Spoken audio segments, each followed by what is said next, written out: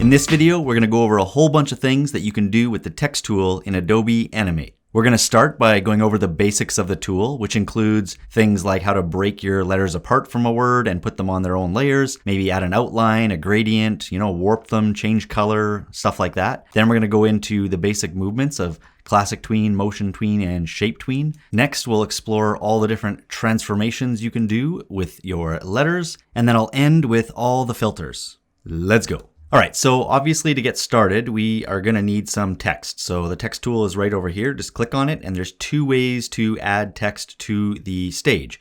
One way is to draw a box. So I just clicked and started dragging out, and then you let go.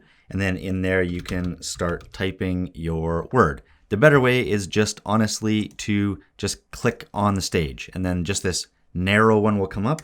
You'll type in your word, and then now no matter what you write, it's going to continue to go. So it kind of expands and adjusts to your word instead of the other way around.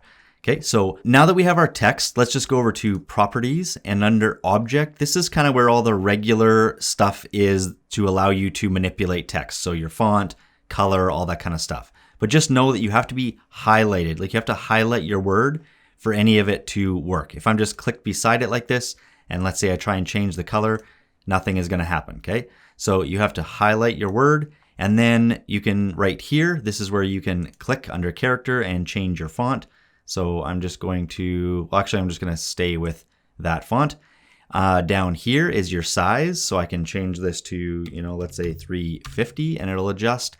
You can change your kerning, so if you slide this to the right, it'll separate your letters more, and if you slide it to the left, it's going to crunch them in. So that's kerning. Right here is obviously your color, so I'm going to just switch to red. And obviously you can see that it doesn't happen when it's highlighted, right? You're going to have to click off to be able to see what you have done, right? So if I highlight it again, I can go right down here, and this one is subscript. So if you have, let's say, like some of them written like this, you can click this and it becomes subscript, or this becomes superscript, so like a power in math, or just normal again. And then if we go down here, you can see some paragraph things, and that just adjusts things within your box. So let's say I just expand the box a little bit. If I click center align, it's not going to be for the whole stage. It's just going to be for this box. If we go up to the very top right here, this like color painting canvas thing, and click on that, and you can see here that right now it's a solid color that we have. And if I try to click on linear gradient, nothing happens. It stays as a solid color because right now we have our kind of original text. So let's take a look at what else we can do to this to have more control.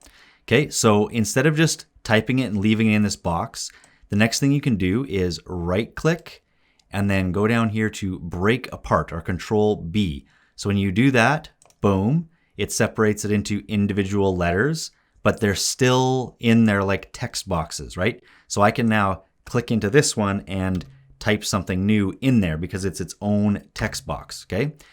But if you want more control, like even more control, I'm gonna actually highlight all of them again like that. You can right click and break apart again. And now it turns them into essentially a graphic that we can manipulate in a lot more ways. Right now we have basics, like everything written on one layer here. I'm gonna keep that, but I'm also going to right click and duplicate it so that I can now take the duplicate layer and drag it down here and then break up each of these letters onto its own layer over here. Okay, so to do that, you just go up to modify, down to timeline, and over to distribute to layers. And you'll notice that over here, besides basics copy, you can actually get rid of that now, just trash it. You can see that each of these, if I click the eyeball here, is one of the letters. Now, they might not show up in order though, so make sure you click the eyeball to see which one it is, because this one's I, for example, and this one's B. So before I move on, I'm just gonna name them all and then put them back in order. Okay, so now if we take a look down here, you can see we have two versions of the word basics. The first one here is our original basics title up top, and you can see when I click on the word basics, you can see all these like little dots that show up on every single letter. But if I click on just the B here, obviously it's just gonna show up like that on the B. Now, if I also click on the keyframe here for basics and they're all selected, I can move the entire word at the same time, like all the letters at the same time. To do that with basics here, I can just, with my selection tool here, I can click over in the white and draw a box around all of them and then move it together if I want. To move letters individually, if I want here, I can't be selected on the keyframe. I have to click somewhere else so it's not selected. And then I can still click on the word, on the letter B, and it's selected now. And I can move it separate from the whole word. For these ones down here, all you have to do is click on the keyframe of the B and you can move it and do the same thing. For either one, if you are not selected, so you can't be selected on it, it has to be like the A here where I'm not selected, or the B, like for basics, I can go to the edge with my selection tool and you'll see this little curvy line that shows up, and you can actually bend and like reshape your letters to be whatever you want. But again, if you've selected it, now that doesn't show up. So if I go down here, I can bend this B the same. And since I'm still not selected on this A, I can now tweak the A and do whatever I want there as well. Something else you can do while not being selected on letters is maybe go to your paint bucket tool and, pick a color. So I'll pick maybe a dark green like this, and you can just, use the paint bucket tool to change the color to whatever you want. You can also right click in here and change it to the ink bottle tool. And that will allow you over here to pick a stroke color, like so an outline. So I'm going to keep it at black and just make it a little bit smaller. So whatever you click on, it'll add that outline. So if I went smaller, you can see that it's smaller, and you can change the style and stuff here. So let's do it a dotted one and then try again. So now it's, oh, it was too big. So if I drop this right down, then you'll see the dotted one like that. If you want to apply a gradient to a letter, then just go back to your selection tool and pick on the layer that you want. So I'm going to do it to this S. Go up here to this kind of paintbrush thing here, the one that we talked about before. And now when it says solid color, you can pick linear gradient, radial gradient, or bitmap fill. If you click on linear gradient, you can see that that's going to be like just a straight line, like one color fading to another. To change your colors, just click on one of these two boxes, like double click on it. It'll bring up your color swatches. So you can change it to whatever you want. I'll change it to red. And you could do the same thing to this one, double click, I'll keep it at kind of a yellow. And if you want more control over what that looks like, if you go over here to your gradient transform tool and click on that now, you'll get this kind of slider thing here. And the middle allows you to move it. So you can have it, you can change where the color falls. The one at the top here is if you want to rotate it. So you want to have it go from, let's say, top to bottom or an angle or something. And then right here is where you can expand it to make it a little more gradual, or, like really harsh lines. So those are a few options right there. So if I go back to basics and I click on this S now, I'll put on a different gradient. So I'm going to change it to radial gradient, and let's just keep the same colors. But now when we go over to our gradient transform tool, you can see there's kind of a different thing. The middle is the same, so you can, move this around. This, if you click on that triangle, you can move kind of just where the center point is. So if you want it a little more to the side, or if you want it right in the middle. This one right here is to rotate it, but if it's in the middle, you're not going to see much. So maybe I'll just move this over. So if you rotate it, now you can see it kind of moving. And this one right here is to expand it out. So again, really harsh lines, or make them really blurred and blend into each other. So you can adjust it there. And then this one is to stretch it out. Okay, so if you want it to be like collapsed, or if you want it to be spread out. If I go back to my selection tool and then click on the eye down here, I'm going to show you one more under this right here, under color. We're going to go to bitmap fill. And in there, if you have any images, like you can kind of barely see it here. So this image is now showing within the eye. So maybe I'll just import a new image and maybe make it like this Batman one. And then I'll select it right here. So to change them, you just pick on it right there, and you can see that it kind of shows up. It would obviously work better if I used it for like the whole word. So let's see if I can click on this whole word and then go back in here and change it to bitmap fill and then to the Batman symbol, right? So you can see that it would fill all of the letters all at once. And then obviously if I click on the keyframe for the word basics again, and then go up to the color swatch thing here and change this from bitmap fill to linear gradient, you can see that it'll impact the entire word as well. All right, next we're going to look at the 3 main ways that you can animate your text by using classic tweens, motion tweens, and shape tweens. So for classic tweens, I'm going to use this A right here, but I'm also going to right click and break it apart. And you can see here that the A is on this layer and there's the keyframe for it. So I'm just going to right click and go up to the top to create classic tween. It's going to turn purple and add all these frames right here until 1 second. So if you do it that way, it'll go to exactly 1 second. And since I'm animating on 24 frames per second, 1 second is at 24 frames. Okay, so at that point, I'm now going to right click and insert a keyframe right here. You can also do it if you have the newest version right here. Right click and go keyframe right there, or just click on it if you've already selected that.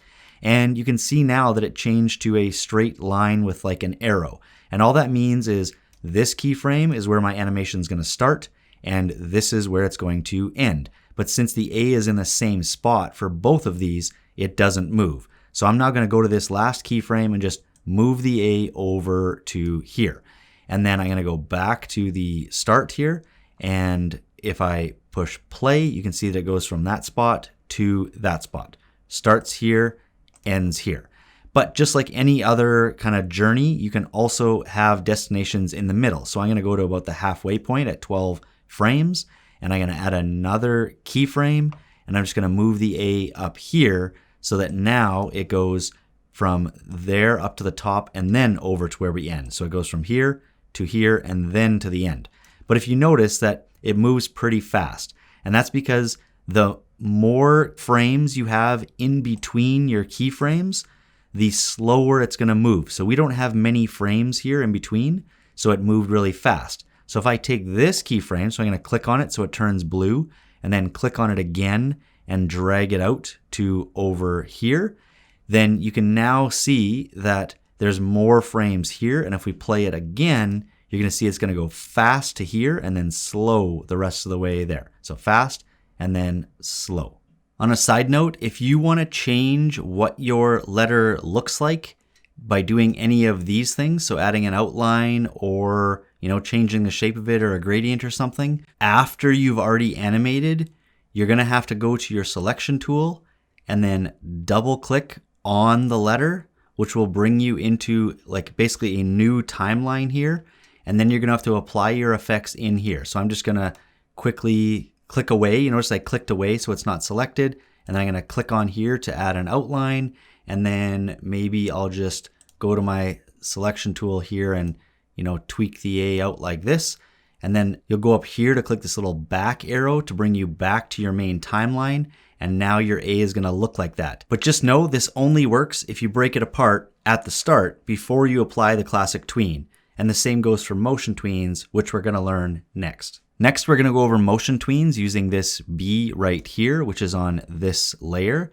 So all I'm going to do is right click on that keyframe, and I'm going to go create motion tween this time instead. And you'll see that that one turns yellow, not purple. And the same kind of rules apply. This is where it's going to start. This is where it's going to end. But this time you see that if I go to the end here, I don't have to add any sort of keyframe. I can just take this B and move it to the next spot. And you'll see this kind of dotted line show up. And that should be, there should be 24 of these dots to represent the 24 frames that are in here. For a motion tween, if you want to extend it, you can just click where you want to extend it to, and then add a keyframe at that point, and you'll see that it looks kind of different. It's a little bit of a different, like smaller looking keyframe thing, but the same rules apply. If I click in the middle here and I take the B and I slide it somewhere else, you're going to see that now 2 lines show up. This was the original right here. Then this is where the B is now. So it goes from this spot to there. And then this one over here is the last one, which was all the way over here. Now, the difference though between these two is that with motion tweens, you can change the path. So instead of it having to go in a straight line like this, if you see if I hover over this line, you get that little arrow with the curvy thing again. And if you click on the line now, you can drag it to bend it, to make it a curved path if you want. And if I go closer to this side, you can see that as these dots bunch closer, then that means it's going to move slower because it's having to move to all these keyframes in this short distance. But then as they spread out further, it's going to move faster. So I'm actually going to go like this and bunch them kind of over here a little bit more. And then I'm going to take this line and I'm going to bunch them like this. So it's going to go kind of fast here and then slow and then fast around there. Okay, so I'll show that as the example. So I push play, it goes a little bit slower and then fast out at the end here. Another way to add a new destination for motion tweens is to click on the frame where you want to move, and you can simply move your letter at that point or your object or whatever you have, and the line will bend to that spot. And just so you know, if you want to add frames to extend a motion tween, all you have to do is click between where you want to add them and just go F5, and that'll add more. You can see there's more dots, like more points here, which is more frames being added, which will make this section go even slower. If you want to take those away, then just go Shift and then F5, and it'll take the frames away. Okay, and then the third one I'm going to show you is how to do shape tweens with letters and text. So I'm going to go to the C layer here, and I'm just going to right click on there, and you can see that I can't create shape tween. That's the one that I want. That's because we have to right click and break it apart. Now for a shape tween, we can also, I'm going to show you in a second, we can also apply any of these characteristics to be able to animate, with a shape tween. So you can't really do that with these two because these two are dealing with kind of the shape being more like a symbol where you can't apply those. So now if I right click on C, I can go create shape tween, and you can see it turns orange and puts the keyframe again at 24 seconds. And I can do the same thing for a shape tween. I can still move it. So the same kind of rules apply. The C is now kind of zipping across there. If I want to add a new one, I can just go here and click there and then move it again. So now I've moved it, twice here. The difference is that now if I click on this one, again, if I go to the edge, since it's selected, if I go to the edge, I can't do anything. But if I click away and then go to the edge, I get that arrow with the little curved line, and I can actually, bend my letter like I showed you before, so that now you can see that it's going to go from a regular C. As it moves, it's going to change into that kind of messed up C that I made there, or whatever that is, and then it's going to morph back because I didn't do any changes to this one. And in the same way, I can now go to my paint bucket here and change the color. So I'll pick this, and if I click on that, you can see that it'll go from that and it'll change, colors. I can go to this first one, let's say, and remember, I can't be selected on it. I have to be clicked away, like clicked off. So you might have to go to your selection tool here and click away. And then I can, ink bottle tool, go in here and add my stroke onto it. If I actually click on the keyframe to select it, we can go up and apply a gradient. So if I go in here and I change it from solid, I can go to a linear gradient, and again, just pick, whatever colors I want the gradient to be. And then now if we watch that one animated, it's going to go from that gradient to the solid color and back. So you can manipulate all of those basic things when we are dealing with a shape tween, but not with motion tween or classic tween. All right, so the next thing we're going to look at is all the ways that we can transform our text in Animate. So if you notice here, I've already broken this text apart and distributed each letter to its own layer over here. Plus, I've already added a classic tween to each of the first keyframes here. So now all I'm going to do is go over to like the 1 second mark, highlight all these ones, put a keyframe over here, and now we have all of them that are classic tweened all the way across. So all I'm going to do for each of these, I'm going to click on the second keyframe, and I'm going to make sure I'm on my free transform tool here. So this one here with the box and the arrow, And I'm just going to slide this down so we can see it bigger.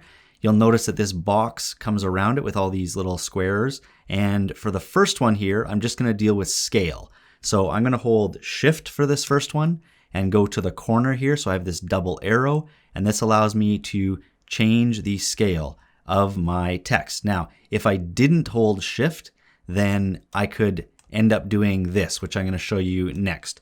So by holding Shift and doing this, you can maintain the aspect ratio. So I'm just going to make this one bigger and move it up there, and you can see that it now animates it from a small t to a big T.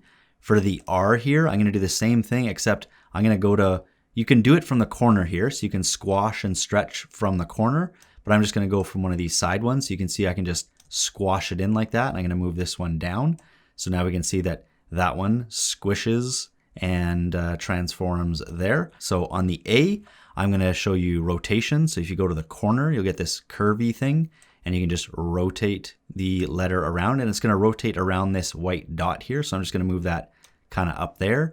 And if we go to the N, I'm going to do the same thing. But if you notice, I've moved the N's rotation point. So I moved it over to the corner here. So now when I go to the corner of N and rotate it, it's going to rotate around that dot. So I'm going to rotate it here and move over. You can see that the A rotates around the middle, whereas the N rotates around this bottom corner here. If I click on the S, I'm just going to show you how to skew it. So if you actually go on one of the lines, you can just click and skew it. So it just like deforms it like this. And you can see that one just skews it like that. For the F, I'm just going to show you that you can flip it if you want. So if you go to one of these side ones and you just go beyond the middle, you can flip it to be kind of backwards. So I'll just move this down. And if we watch that one, you'll see that it'll flip around almost like a spinning effect. And then for these last three letters, so for the O, the R, and the M, I'm going to show you different ones over here. So under Properties, if you go down here under Frame, you can go to Color Effects. And right now it's None, but I'm going to change this one to Brightness. So if you click on Brightness, you can now change how light or dark the letter can get. So I'm just going to darken the O. So if we watch it, it goes from regular to darker. And again, I'm just going to, move it up over here. For the R, I'm going to go down to that again. So under Frame, down to Color Effects, I'm going to change Tint. And in this case, I'm going to, if you want to change color, you can just click on this and pick a color. I'm going to keep that yellow, but you can also adjust these sliders if you want as well. And I'm going to move this one kind of down here again. So now we watch that. It'll change color as it moves. And then for the last one here, I'm just going to change the alpha. So if we go down here again and Color Effects to alpha, this is what you would do if you want to fade in or fade out with your text. So if I click on alpha, we can see that I've dropped it. This is 100%, so that's completely, you can see the letter, or you can drop it down to 0, which is see-through, which means that now if you watch it, this would be how you'd like fade out your text. And if we flipped it, so if I now went and clicked on that dot and went down here and cranked up the alpha at the end, but at the start, I clicked on the keyframe and dropped my color effects, my alpha down to 0 at the start, that's how you could fade in your text as well. All right, next up we have filters. And as you can see, I've already broken all the letters apart again. I've distributed each letter to its own layer over here, and I've added a classic tween to the first frame for each of the letters right here. Now, for filters, what I would suggest is you apply the filter before you add new keyframes, before you apply your destination. So I'm just going to go back to the selection tool, and I'm going to go to the F first. So I'm going to deal with the F first. And as you can see, you don't have to break it apart to apply filters. And then I'm going to go over to Properties, and just under Frame, I'm going to go down here to the very, very bottom where it says Filters. And I'm just going to go plus. So for each of these letters for filters, I'm going to apply a different one of these things. Okay, so the first one's going to be Drop Shadow. I'm going to go to the next one here, and I'm going to add Blur, and then so on. Okay, then I'm going to go over to 2 seconds and just highlight all of these, and then add the keyframe in there. And as you can see, it's a white dot now here, and a white dot here, but I have not animated anything yet, right? So I'm going to leave the first keyframe for all of them as the original, like just the base, like whatever the filter was. And I'm only going to adjust these ones over here. Okay, so for F, I'm just going to go over here now and we can see the drop shadow one that I added. That filter has a bunch of options. And really, it's pretty simple. You're just going to mess around with each filter here to get something different. So I'm going to go through each one really, really quick, but you should obviously mess with it a little bit more. So I'm going to blur this one out. If you see that blur X was making it wider and blur Y was blurring it up and down, I'm going to increase my strength. I want it to be a little bit darker. And I'm also going to move the distance away. So it looks like that. So it looks more like it's kind of floating. And then I'm actually also going to move the letter a little bit again. And you can see that if we watch that one back, it almost looks like it's popping out from the stage, right? It's kind of a cool effect there to make the F kind of pop out like that to have the drop shadow. And obviously, if you want, you can change the color and do some other stuff here. Like if you click knockout, it's just the shadow, like wherever it's cut out there. You can do an inner shadow, so it's on the inside, but none of these other ones I don't think look that great. Hide object is going to be just the shadow. And then here you can change the quality, if you want a low quality one, or if you want to bump it up to high to make the shadow a higher quality resolution. And so it just looks even better back there. Okay, next up on the eye, I'm going to slide down here and we have our blur one. There's not much to do on that one. Right now you can see that the automatic one is blur at 4. I'm just going to switch to high just so we can see it even better. And really the same as the drop shadow one. If you do the blur like X, it's going to blur out to the left and the right. And blur Y is up and down. And you can just see that right here at the start, it was already blurred a little bit because that was the preset.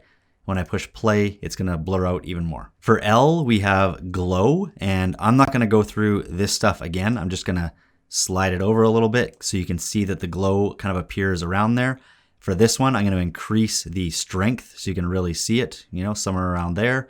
And I'm going to change the color to something more like bright so you can see the glow kind of goes around it. And kind of the same thing here. You can change it to an inner glow, and then you can also do knockout where it's just the shadow as well. And then again, you can switch this from low quality to high. I'm just going to take out inner glow so we can see that for that one, it goes from no glow to, a glow on the outside. For the T, we have bevel, and there's a few more things to deal with for that one. So the first thing I would suggest is going to your type and choosing what type. Is it going to be an outer bevel, full bevel? So I'm just going to do inner. And again, knockout is so you just see the bevel part, and you can choose what colors that you want here for shadow and highlights. I'm just going to keep it at black and white. So this time when we blur X, you can see that it kind of shifts how much on the inside kind of bevels there.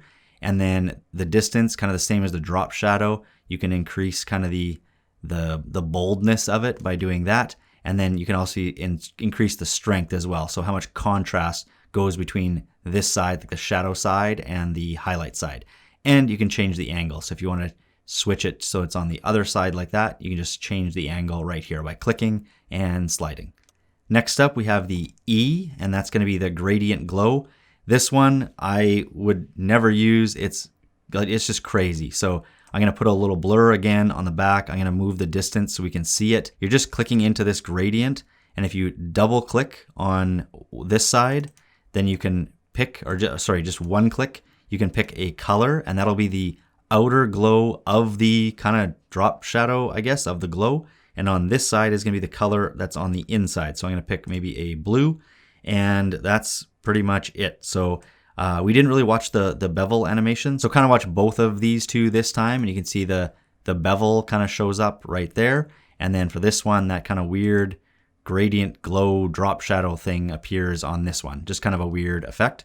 Okay, for the R, we have the gradient bevel. Same kind of thing. This one's kind of just like an extreme version of this one. So again, I'm just going to increase these so we can get a sense of what we're dealing with here. And this time on the inside here, you're dealing with this gradient. So instead of the gradient being kind of on the drop shadow, now it's going to be within that bevel. So you can, add that to your text. And if we watch that one, again, you can just see it goes from kind of nothing to a little bit rounded with some, like whatever colors you're going to pick there. It looks kind of weird. Okay, and then the last one is S, and that's going to be to adjust color. This one's pretty obvious. If you It's sort of like what we did with the other one up here for color effects. You can also do it here. So you can change the brightness, darken it, brighten it. You can change the hue, which is the color that it kind of goes to. And, contrast is kind of a brightness thing as well. And then saturation, kind of how much of that color. And now we watch it goes from that red and just transfers to that kind of bright, kind of non-contrasty, non-saturated S. And then the last thing you need to know for filters is you can also just pile on more. So on this F, I'm just going to pile on a couple more. So if I click at the end here and go down, I can add any of the other ones. So on that one, I'm just going to add maybe a bevel to it. And you can see that now the bevel is also added. So we're going to have two kind of menus here to mess with. So I'll just kind of play with that a little bit. And you can also go and do any of the other things. So you can also go to your free transform and rotate it and skew it and all of that stuff. Plus you can go to color effects and let's say apply an alpha to make it, see-through or whatever to fade out. So now we have kind of a whole bunch of things happening to that F at the same time. And that's it. That's all I got for animating with the text tool in Adobe Animate for now. If you got something out of this video, make sure to drop a like. And if you're new to the channel, please consider subscribing and I'll catch you next time.